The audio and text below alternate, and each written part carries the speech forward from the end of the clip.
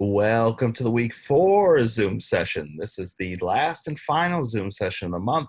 So yay! Thanks to everyone for making this a terrific month. We can see the finish line in sight.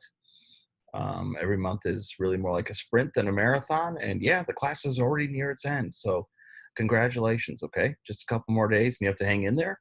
Let me share my screen. You should see our class or course setup here. I should also say that because I'm at home, I cross my fingers that I don't have internet interruption. Sometimes I do, like it just gets knocked off, not out, and I have to reset it. Let's see, someone is waiting to get in, I think. Okay. Are we good? Yes. Okay, so here we are, week 4. And as you can see, like most weeks, we have something that's due on Wednesday. Okay, it's tomorrow. And something that's due on Sunday. Wait a second. Do I have this right? I think I have the date set wrong. Oh boy.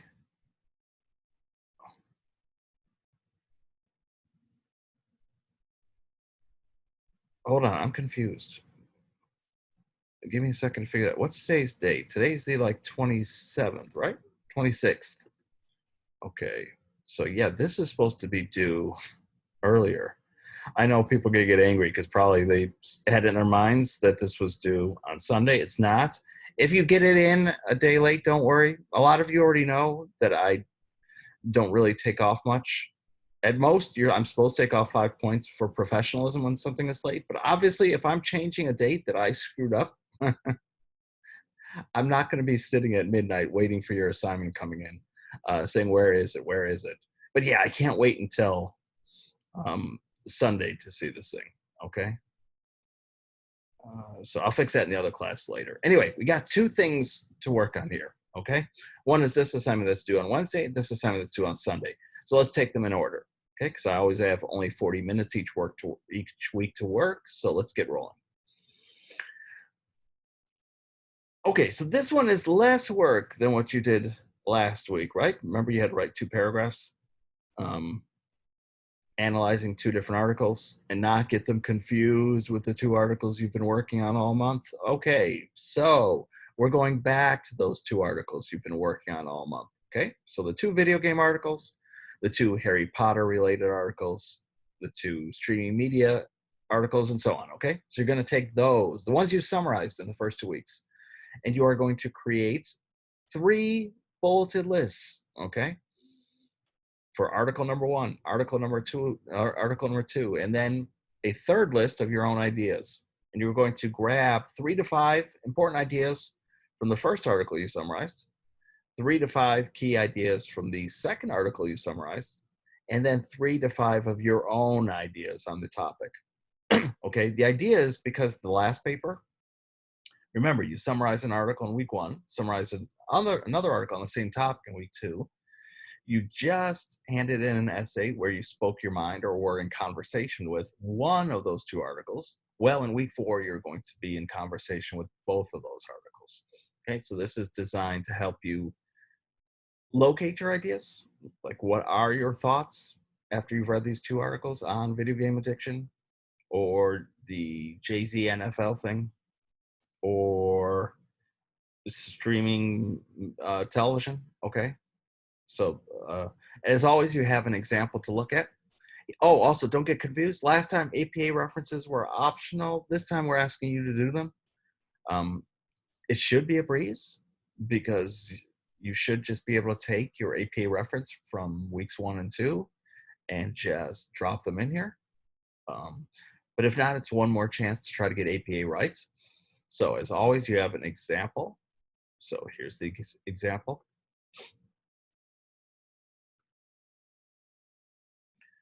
Okay, let's see. Can you see that? Yes. Right. So here, Jane has taken 4 ideas actually, from this article, 4 ideas from this article, and then 4 ideas of her own. Okay, so you need 3 to 5 for each bulleted list. Note that they're written in complete sentences. Okay. And then here are her references. Okay, so that's all you have to do. This is a pretty straightforward assignment. My only advice is if you need to, reread or at least skim each of the articles so you can pull out those 3 to 5 ideas. Oh, also, I mean, yeah, you're supposed to be kind of writing in your own words, so don't just grab 3 to 5 quotations from each article. Like now that you've read the article in your own words, explain to me what 3 to 5 of the most important ideas are, plus 3 to 5 of your own. Follow them with 2 references, and you are good. Okay.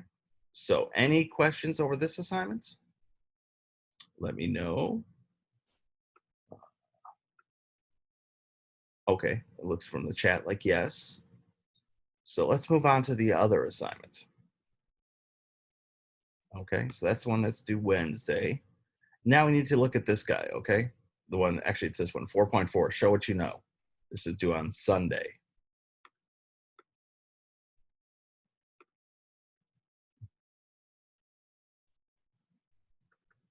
Okay, so you should see the 4.4 assignment right now.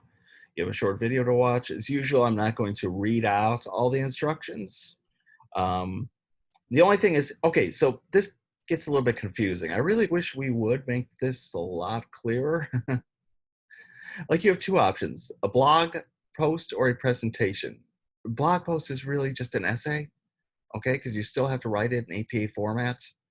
I think we're maybe trying too hard to make this real world, which is cool because yes, in theory, you're writing something that could appear online, something that could stand as a well-written, authoritative blog post, or a presentation. Be careful though, okay? Because when we say presentation, we mean the presentation that you could have made for Creator Presentation. Remember the class you took in your first month here? It should be more or less along those lines. We don't require the voiceover, okay? We only require the script. But yeah, every other way, it should be kind of doing what you learned in that class. So in other words, you won't be just slapping text from your essay onto slides and calling it a presentation. Creative presentation class, which I also teach. Actually, I'll be returning to it next month. I help out in that class sometimes. I love teaching that class, by the way. Absolutely love it. Yeah, a lot of that class is about breaking bad habits. All right, trying to teach people that no, a presentation can be more than just opening up a slide and creating bullet lists and slapping words on there. In other words, avoiding the temptation to just put what you're going to say literally on the slides, and instead think from a completely different perspective and think of these slides more as like visual background or anchors, right? Things that move as you speak so that they match and move what you're saying. And that, and in essence, kind of like becoming a almost mini movie or slideshow. Yeah, like a slideshow rather than just text slapped on slides. So same deal here, people. Okay, so you have a grading rubric, and actually you have examples as well. They're a bit hidden, which is another thing I'm not crazy about here. Because I'm at home, it takes a little bit longer for things to load. So let me go back into that assignment. Okay, so examples, right? So here you have your presentation example. And this will be a Microsoft Word document. And this shows, yes, the script, okay? So you don't have to record the voiceover, but we do need your script. So I have an idea of what you would be saying slide to slide. However, don't forget to click here because here you get to see an actual example of a presentation, right? Let me see. It's called Unpopular Film, right? So you can see example. I believe this one does have the voiceover, the narrative recorded, but you can see Welcome what it to looks my like. presentation on popular film. I am Susan Caposa, and I will be guiding you through a discussion. This one's probably a bit more text heavy than you would think. The Academy. But as you can see, at the very least, it does have sound. Okay. So think back to your creative presentation class. Yes, that's an example, Josh. I would say that's kind of like a really basic version. I mean, listen, if you remember creative presentation, you remember how much work it takes to create those presentations. They are not, I mean, I've done them myself because I teach it, but I mean, it takes more time than you think. I mean, to edit it so it sounds clearly, either comfortable enough with editing software to edit out your mistakes. So yeah, we do lower the expectations a little bit. So you don't have to record the voiceover. And if something looks visual, more or less like that example I just showed a couple seconds of, that's fine too. What we don't want is you thinking, oh, presentation option, awesome. I'm just gonna throw some words on slides. Um, yeah, don't do that. Okay, let me check the chat one more time. Yeah, someone said it was fun. I think that's a reference to the class. That's why I love teaching that class. I think it's a lot of fun to teach. I think it's a lot of fun to show people that there's another way to make presentations, especially since we're in 2020. And even if you come across a YouTube, which is just text changing on the screen, you want to turn it off and go to another video. And I have the same thing, by the way. I'm not doing it so much in these lectures, but I have had to create slides and match my voiceover to things. And I didn't know how to do that at all. Before I came here to Full Sail, I just thought, yeah, you create bullet lists and you call it a presentation. So anyway, you have a presentation example of the slides, the script, and there's a link to a video example. And then here's your blog post example. Okay, again, we call it a blog, but it's really, here, let me just close this window. Let me make sure it's being shared. Yep. Okay. So here you have an example of someone's essay. Notice it's an APA format. Okay. So it's got the top of page 1 info, a center title. It's double spaced in Times New Roman. First lines of paragraphs are indented. So basically, I mean, yes, it uses in-text citations when needed. So in every way, it's an essay. Okay. It's just, we call it a blog because, sure, you could publish this online. Sometimes you do come across articles, right, that have references, that are written, well written and thoughtful. You're aiming for that kind of blog post, not the diary like blog post or the let me just share what's off the top of my head blog post. Okay, the assignment instructions do offer some tips on how the paper could be written, actually how either could be constructed. Some general advice. Let me make sure I'm sharing. Yes. Right, so write a developed discussion that includes a thesis statement. In other words, a thesis or argument or claim that identifies your overall position. Have at least 2 supporting points. Make sure that ideas or concepts from both articles appear along with your own ideas, and have at least 1 quote from each. So in other words, make sure that I know what you're talking about, like what your overall argument or claim is, or your position. Have at least 2 points to make. Make sure that your ideas and ideas from the article are appearing, and make sure that you quote at least once from each article. So pretty simple, right? As I've done in other weeks, I do have a suggested framework you can use. Here, let me close this guy. And you can either jot down notes or take a screenshot, or just when this video is uploaded, come back to this point in the lecture and freeze. Terry says, for the presentation, do we need to turn in a script on a Microsoft Word document? If the only other option is, here's the thing, I need the script somehow. So if it's like in the notes section of each slide, that's fine. Just remember that even in the script, you'll need to have in-text citations for the part where you do either paraphrase or directly quote from the article. But yeah, if it's like in the notes of each slide, if you're using PowerPoint, that's fine. Or it can be a separate Microsoft Word document like the example shows. And actually, you know what? I'm trying to think out loud now. If you do have like a really, really nicely recorded voiceover, I probably don't need the script. You just make sure that it ends with references, or you make sure that like an in-text citation appears in the presentation. So yeah, in that case, I don't really need a script, but because some people, I mean, it's a lot of work, like I said, to create a full functioning presentation with audio. So a lot of people don't do the voiceover. They just hand in the script. But yeah, I don't know if that was answering your question, Terry. Do you need to turn in the script? You should if you're not going to record audio. Okay, so that answering that question gives you time perhaps to look here. So here's the kind of structure, right? And if you'll notice, it's pretty similar to other structures I've given you.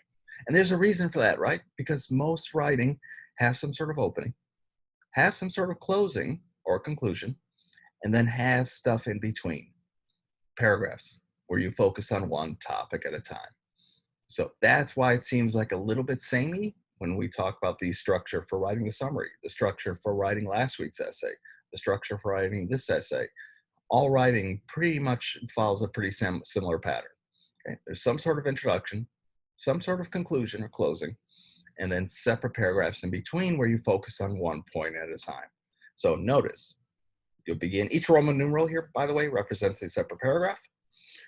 So yeah, you'll have an introduction paragraph where you find an interesting way to introduce your topic, whether it's video game addiction, Harry Potter, etc., and make sure that the paragraph ends with your thesis, your stance, your position, okay, which you will then go on to support one point at a time in the following paragraphs.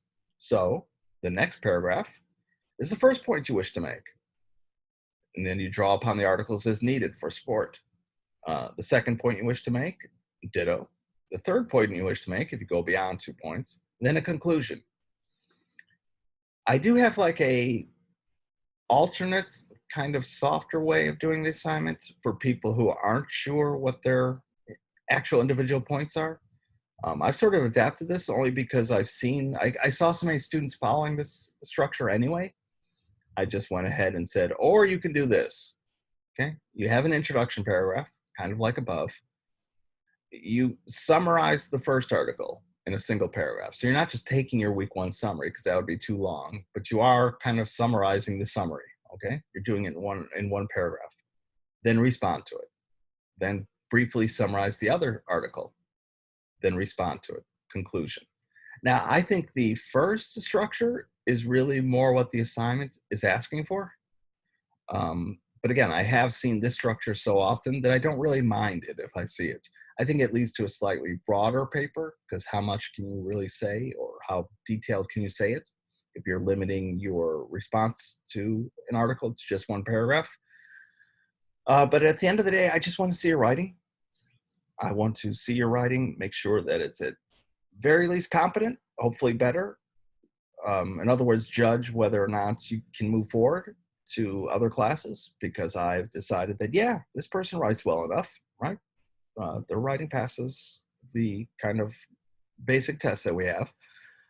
So yeah, I don't get too caught up. I mean, don't get me wrong. When I read a terrific paper, I love to respond to it, but I also just want to see your sentences, okay? And also a big deal is to make sure that all of you can write clear, organized pieces of writing. And if you can do so, terrific, awesome. So I hope that doesn't get confusing, the 2 different options here. I think this one is more in the spirit of the assignments, okay? Where you are sort of driving the paper forward, because it's your points, the point you wish to make about, say, video game addiction, and then using the article as needed. Another point that you wish to make and drawing upon the articles. Whereas this one is more like summary, respond, summary, respond. But I've seen this so often that I'm not going to fight against it. I'm going to say that's an option, okay? And at the end of the day, again, I just want to make sure that everybody can write. And I'm good, you're good, we're all good.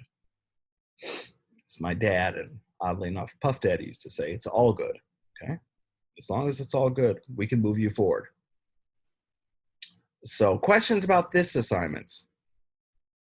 Okay, the whole idea of it being a blog or a presentation or this or that. Yeah, just don't get too confused, okay? You either write an essay or you create a short presentation. In the kind of spirit of creative presentation class. And if you have any examples, please let me know. And all the instructions are here. All the examples are here. Actually, I don't think I'm sharing that anymore. Here we go. All the instructions are here. All the examples are here. Okay, you have rubrics. But if this doesn't answer it, please do ask me questions. Okay, so there are some other quick things we need to go over. I'm trying to move faster because the other weeks I keep getting caught by the end of the timer, the 40-minute timer. Okay, so a portfolio reflection essay. This is really easy, guys. It's due at the end of the class. If you need an extra day to write it, that's fine. I don't care. It's not worth anything, but I'm supposed to take off professionalism points if you don't do it.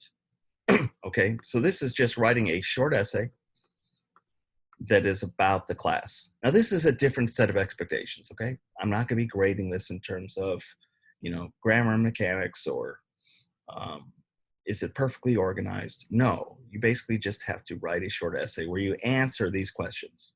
Okay? So you're not just copying a question, answering it, copying a question, answering it. No, you're writing a short essay that answers these questions. What did you expect from this class? Did it meet your expectations? How confident were you as a writer at the beginning? How do you feel now? And so on. So yeah, it's pretty easy. All you have to do is be honest and answer these things, and you get credit. I would remind you that notice they're all questions about the class and what you learned from the class and how you feel as a writer. This is not the place where you get to complain about the class or complain about me. You get to do that. Good news.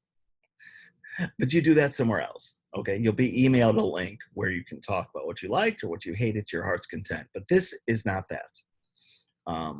So that's a low stakes activity, right? You get credit for doing it. There's a professionalism penalty for not doing it, but otherwise, yeah, it's a breeze. Okay, so don't have it over your head as something difficult. Okay. Uh-oh. Let's see. This is what I feared. Connection unstable. I just had an extra credit opportunity to go over. The extra credit thing is only worth 5 points added to a previous assignment. Keep that in mind, people. 5 points added to a previous assignment. That's not a lot. I think we should be giving probably more extra credit.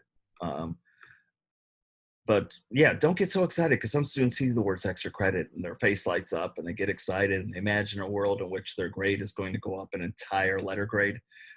This is not that, okay? This is 5 extra points added. One time I figured this out, what it was percentage-wise, but I forgot. So someone else who's math-oriented could do it for me. Like if you just don't do an assignment at all that's worth 10%, well, then you lose 10 points from the overall grade, right? So even if you got perfect 100s and everything, you would get a 90 at the end because you didn't do a single assignment that was worth 10%. So I'm not sure what 5 points is worth.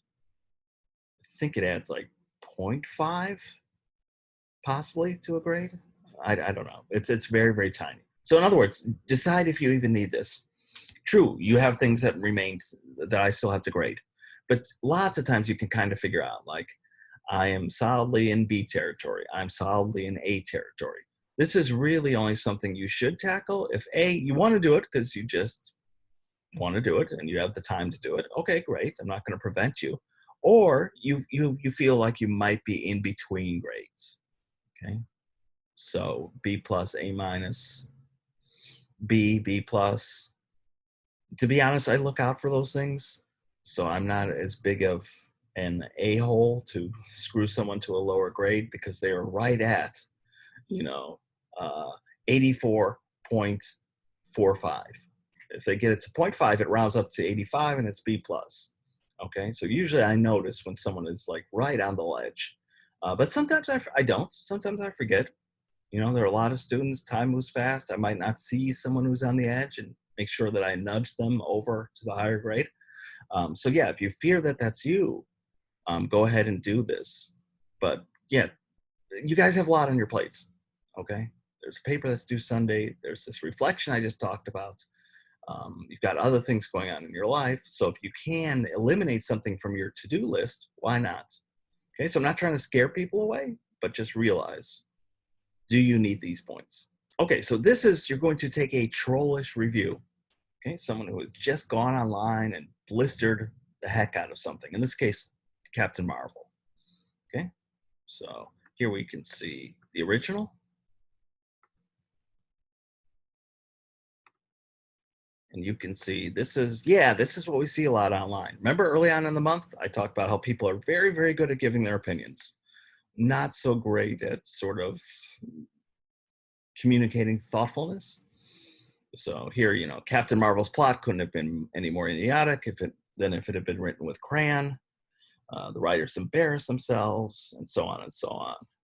Apparently, Brie Larson couldn't tolerate sharing the spotlight with a more masculine character. Like, I don't even need to know who this is written by. It's written by a guy, and it's written by a guy who's really way angry about Captain Marvel. Like, even if you didn't like Captain Marvel, I hate to get on my soapbox here, but I thought it was fine. I thought it was pretty good. Didn't think it was the greatest Marvel movie, but I didn't have this attitude. Yeah, this person's very, very angry. Okay. Don't know why Captain Marvel angers him so much, but I have a wild guess. I think I can figure it out. Anyway, the task here is to defang this review, okay? To untroll it, to kind of try to communicate the same ideas, but to do so a bit more stably, a bit more thoughtfully, okay? Because as I said, I think earlier a couple weeks ago, that this is one of the kind of side goals of the class. If we could help encourage people to read things first and think about things first, avoid knee-jerk reactions, that would be awesome. So here's an extra credit opportunity. Yeah, Terry says he enjoyed it. I did too. Like there are Marvel movies I like more, but I thought it was fun. You don't really have to convince me much. Most of the superhero movies I like, I just, Ant-Man, they're all good. As Puff Daddy and my father used to say, it's all good. They're all good, including Captain Marvel. Yeah, like this one, like, I don't want to get people angry because people have different opinions than myself, especially right now where everything is a toxic debate. But you can kind of figure that this guy just doesn't like it because it's a female-driven superhero movie, or at least that's part of what's driving it. Okay. Maybe it's not totally what's driving it, but it's definitely at work there. Ooh, okay, I got 10 minutes to work with. So let's take a look at the untrolled version. Do we have the untrolled version? Or actually, what is this? I've never seen this. No, that's a rubric. Obviously, we wouldn't give an example because then people just imitate the example. Why do we even have a rubric for an extra credit activity? That kind of makes sense. In theory, yeah, you could earn fewer than 5 points if you just, I don't know, write 2 sentences or something, but you can earn up to 5 extra credit points. And they'll be automatically applied to your lowest assignment on any activity weighted at 10%. Like I said, that's not a tremendous amount. So really decide if you need to do this or not, or would like to do this or not. Otherwise, let's see. Bear with me. Slower internet connection at home. Okay, so we just got done with the holiday, so obviously I am catching up. I need to grade your map it out assignments. Those take a little bit of time, and then your first essay. Technically, I have until Friday to get these graded because of the holiday. I'm going to work like the devil to get that done earlier because I usually try to have everything done by Thursday at the latest. Only because it would be nice for most people to get my feedback before the weekend hits. Yes, most people end up writing their assignments on Saturday or Sunday. So as long as they get it by Friday, they're good. But every so often, there's a person who starts earlier and would have really appreciated my feedback sooner than that. So I am working on that. Okay, folks? And then we're in the final stretch. So questions, comments, anything you guys want to talk about, I'm going to hang out here for a little bit. If you are good with what we've gone over and you don't have any questions, then I thank you for showing up all month. Really, you guys have been pretty awesome. Last month, I had no one show up. So thank you. And remember that you can ask me questions through the FSO platform, but I will hang out a bit and answer questions if people have them. If not, you don't have to stick around. Enjoy the rest of your evening. Okay. Let's see. Oh, there it is. Josh says, do you have any grammar help links? I always struggle with grammar, it seems like. Yeah, like I like Purdue's site. If you just type Purdue OWL, like the bird, it will take you to Purdue's online writing lab.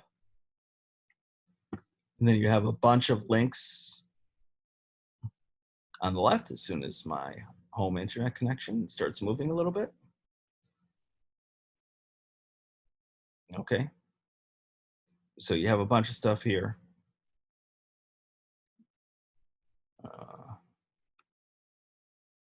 Okay, for now I'm still connected. You know, general writing, yeah, like grammar, punctuation. I like Purdue Online Writing Lab. Um, Other things like Grammarly, I've heard some people don't like it. I haven't taken a close look at it. There are other fun sites like the Grammar Girl. But basically, there's a lot of stuff out there. I would begin at Purdue and then move on from there. Anything that's associated with a university is usually going to be pretty good. Your McGraw textbook also has a grammar section in it. Okay. But yeah, there's like a lot of stuff online. So find a site that works for you. Most of them are going to be pretty spot on. It's pretty difficult to find like some goofball who knows nothing about grammar, who is just creating a grammar site. Like, why would someone do that? But yeah, start here. Okay, Purdue OWL. Thanks for the complimentary. I've had fun too. Although tonight I feel a little bit out of my sort. I don't feel as comfortable. I like doing this from campus, not at home. But anyway, thanks for that. Any other comments or questions, people, before I shut things down or get shut down in 5 minutes?